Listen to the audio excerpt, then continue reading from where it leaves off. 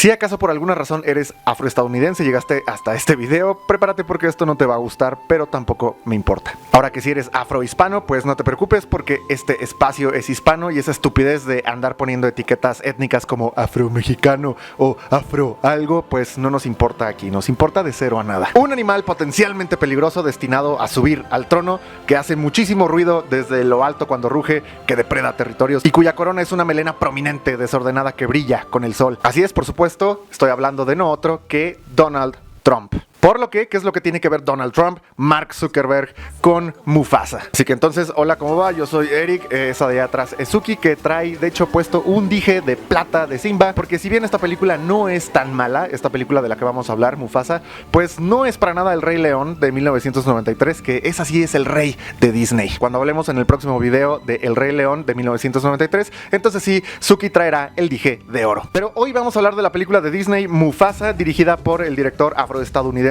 Barry Jenkins, de hecho ganador del Oscar por mejor guión adaptado por la película Moonlight. Y sí, señalé que es afroestadounidense no porque me interese eso, sino porque para los Estados Unidos de América eso sí que es importante. De hecho, para ellos es tan crucial ver a todos bajo colores y razas que ellos mismos deciden combatir estas divisiones usando estas mismas divisiones. Ahora, lo consciente que está esta película de qué es lo que es y qué es lo que hace nos da margen a no concederles nada esta vez. Repito, porque están plenamente conscientes de qué es lo que están haciendo. La película nos pone en el contexto de Simba después de los sucesos de El Rey León, y el sacerdote Rafiki nos cuenta en analepsis la historia de Mufasa, es decir, regresamos en el tiempo. Esta conciencia que tiene la película es notable justo al principio con Timón y Pumba, donde el humor de ambos es de verdad en ocasiones excelente dentro de lo tontos y chistosos que son. Y esta conciencia de la película se puede ver cuando Kiara, la hija de Simba, es dejada en la Peña de los Leones porque Nala está dando a parir a otro cachorro y Simba la tiene que asistir, por lo que Simba encarga a Timón y a Pumba el cuidarla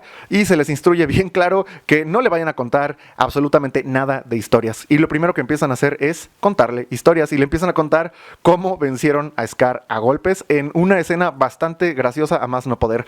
Pero también sugieren, aquí Timón y Pumba sugieren cantarle una canción a Kiara y Timón dice: es muy pronto para una canción. Esto está sucediendo al principio de la película y esto es clave para entender lo consciente que está esta película de qué es lo que está haciendo, como ya había mencionado, ya que es un musical también.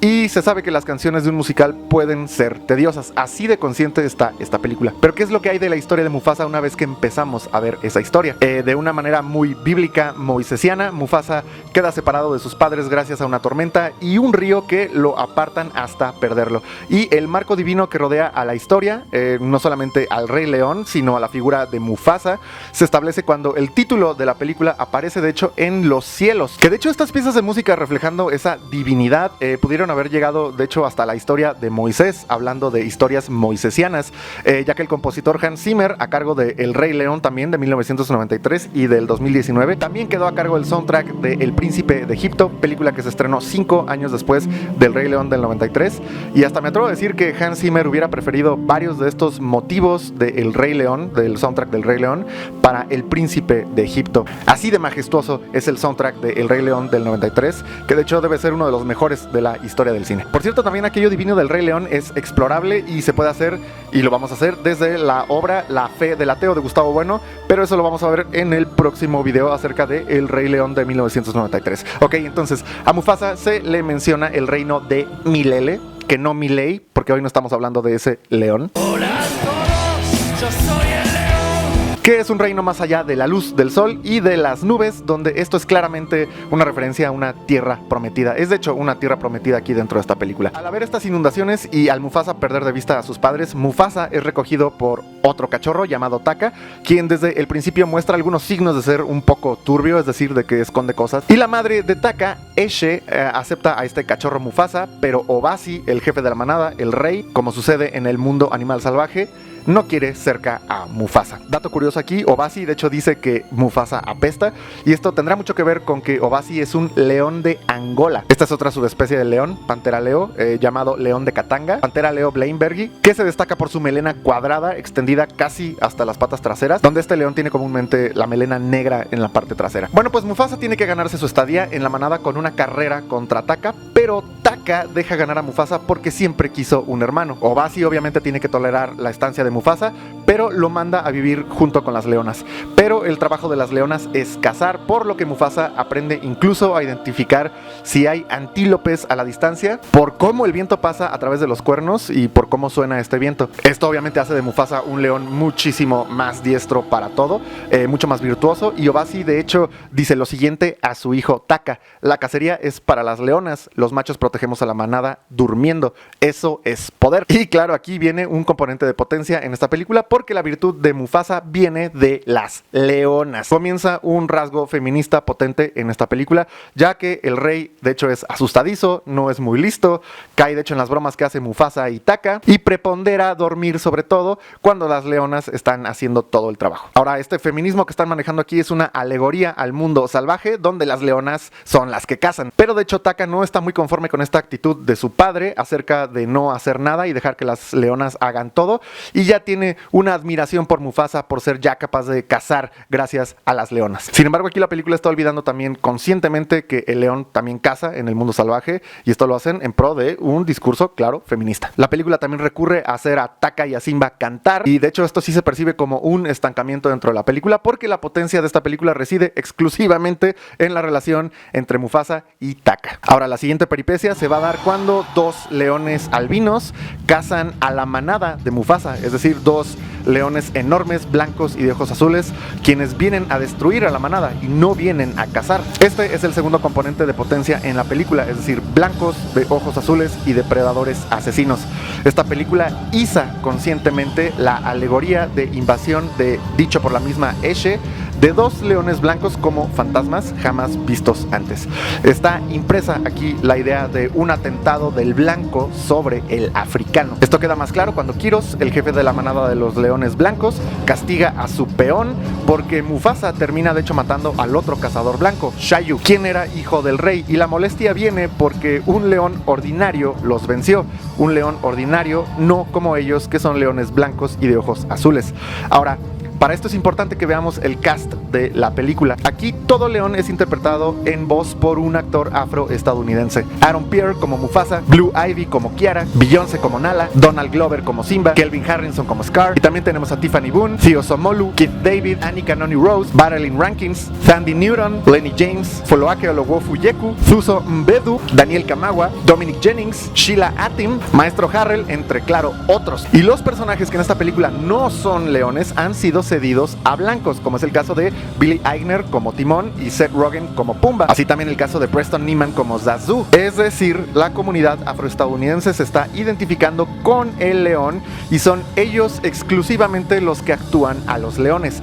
Pero para el león blanco, Kiros, siendo blanco y de ojos azules, y siendo el villano, por supuesto, el villano invasor, la voz va por cuenta del actor danés Mads Mikkelsen. Y esto ya no es inclusión en el reparto, esto es claramente negros contra blancos. Y aquí hay que destacar el tono casi bíblico de Mufasa, aquel nuevo numen africano tomado ya como estandarte por los afroestadounidenses, porque este numen que es Mufasa busca una tierra prometida, y este numen al morir asciende a los cielos y puede contactarte desde el más allá si tiene crédito, por lo que esto significa que la comunidad afroestadounidense está formulando un mito fundacional con animales de África desde la franquicia del Rey León de Disney. Es decir, y aquí es clarísimo, ellos están escribiéndose para sí mismos mitología repleta de valores, tales como memorias de opresión y de depredación de un invasor blanco, y un mito que refleja resistencia principalmente. Eso lo que no lo hacen con textos ya, lo están haciendo con audiovisuales. ¿Pero por qué con audiovisuales?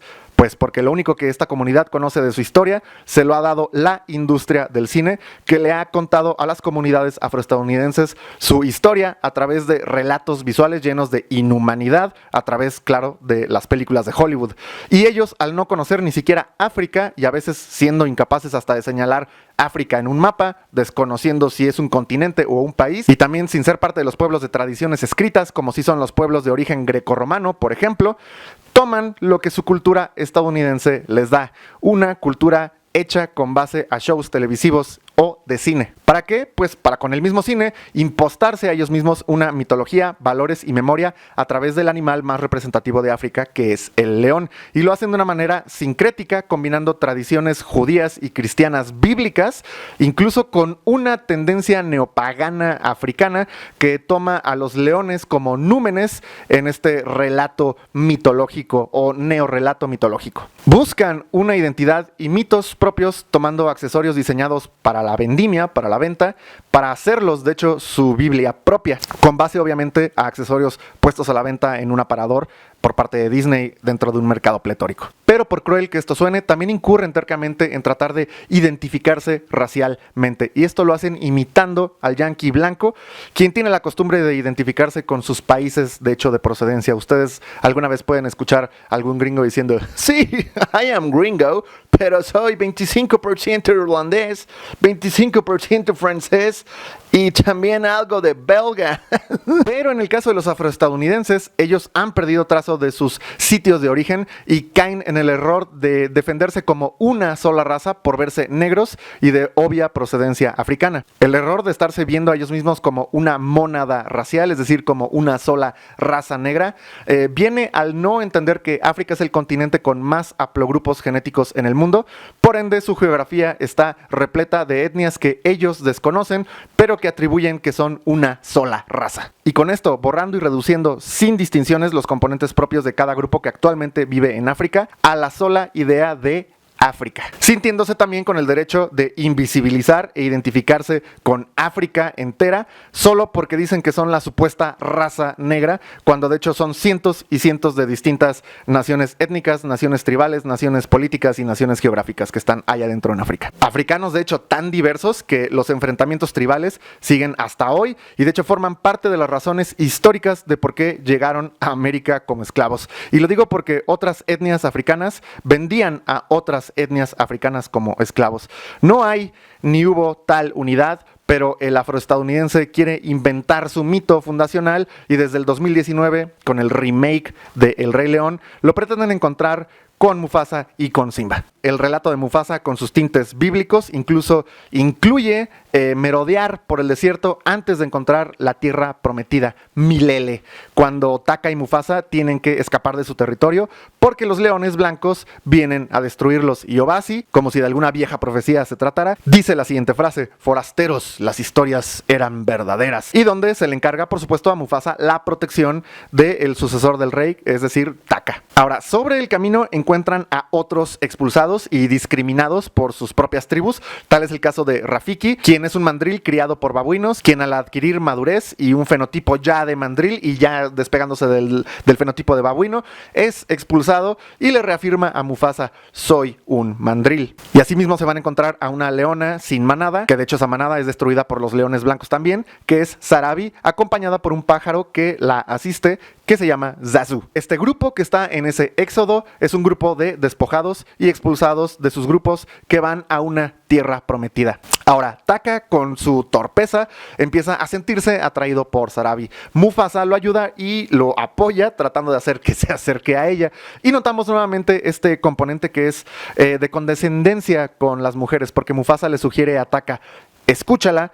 Todos los machos tienen problema con eso de escucharlas. Y ojo aquí, cuando digo condescendiente, no lo digo en detrimento de escuchar a alguien o de escuchar a una mujer, sino lo digo aquí porque esto es un servicio, esto es un fan service social, donde se expone a Mufasa como el macho que no aborda a las hembras, que es potente, fuerte, pero que entiende a las hembras. Es decir, y aquí están proponiendo un prototipo de macho deconstruido de la masculinidad inflexible, y por ende Mufasa es un sujeto consciente y por ende también alto en virtudes. Es decir, que aquí los feminismos recubren la narrativa del numen Mufasa, pero lo hacen claramente como nematología, es decir, como ideología, eso es a lo que me refiero. Sin embargo, estas virtudes Mufasa las tuvo que aprender siendo macho, por lo que la película sugiere que las hembras son las de la virtud, o que son virtuosas por naturaleza. Y por supuesto, Mufasa es innegablemente más hábil que Taka, por lo que Sarabi no puede evitar quedar atraída por Mufasa. Todo esto mientras están escapando de la manada blanca de Kiros, cuando están en este exilio.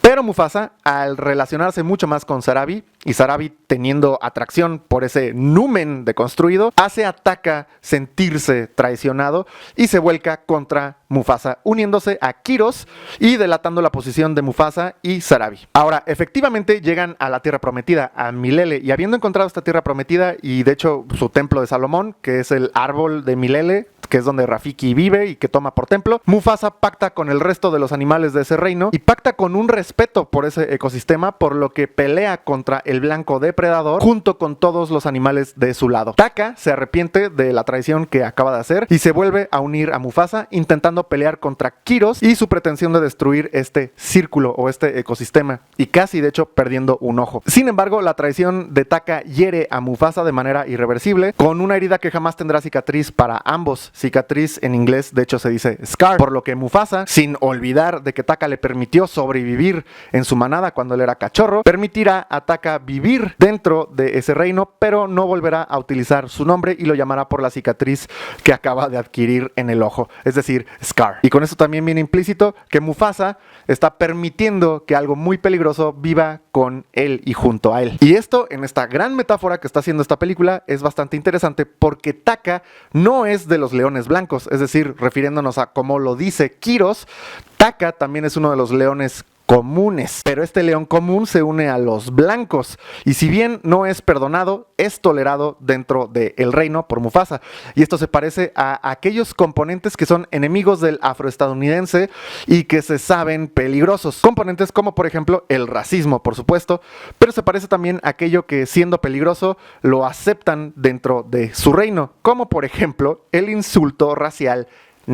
Insulto que ahora goza de un estatus de distintivo exclusivo del afroestadounidense, el cual simbólicamente se pretende que sea un desafío contra el blanco porque dicha arma verbal se le quitó a los blancos, se les expulsó de su uso y ahora es propiedad negra. Esa cicatriz en el nombre de Scar es justo como la palabra funciona ahora hoy día, un sobrenombre exclusivo de ellos que recuerda esa herida de la esclavitud del pasado a manera de cicatriz, pero que tal vez no sea una cicatriz después de todo. Pero parece ser que por encima de esto, esta palabra es el hechizo que tiene maldito al negro, que tiene maldita a esta comunidad afroestadounidense. Pero en este mito fundacional, escrito con técnicas de luz, ¿qué es lo que está salvando Mufasa? ¿Qué moraleja tiene esta parábola? Y esta no puede ser más que una moraleja perteneciente solo al mundo de las ideas, es decir, ideas de raza, idea de África, idea de inclusión, idea de liberación con feminismos y derechos de los negros. Atributos que la comunidad afroestadounidense defiende hoy por hoy. El afroestadounidense, habiéndose apoderado de la franquicia del Rey León,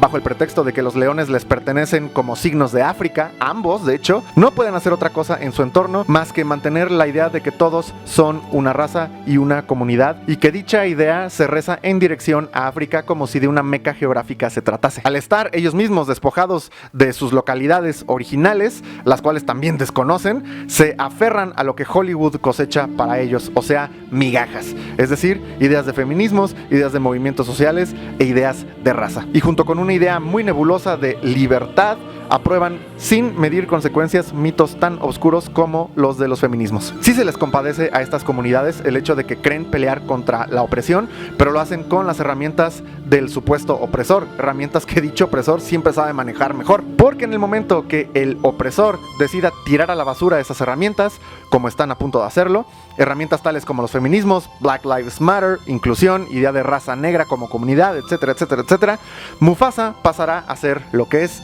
una simple fotografía de esas ideas plasmadas. Y las comunidades afroestadounidenses de nuevo se van a quedar sin esa idea de cultura que tanto forjaron en películas como es el caso de Mufasa, porque se aferraron a identificarse a artefactos de consumo como ciertas ideas o películas, que de hecho son cosas que tienen ahí a la mano en Estados Unidos, cosas que produce este imperio yankee. Y esto está a punto de pasar basándonos en el comunicado que dio Mark Zuckerberg, el director o CEO de Facebook, quien ahora que entra de nuevo Trump a la presidencia, Trump, quien está decidido a deshacerse de todos estos movimientos woke, Zuckerberg ha quitado restricciones y censuras de todo tipo en Facebook. Hollywood, sea por diseño o por accidente, en estos momentos está hecho cenizas por múltiples incendios y se va a reconstruir Hollywood y su aparato mediático para resurgir con un nuevo discurso. Por lo que Mufasa es de los últimos retratos de supuesta inclusión, así como Blancanieves será el último presupuesto enorme dedicado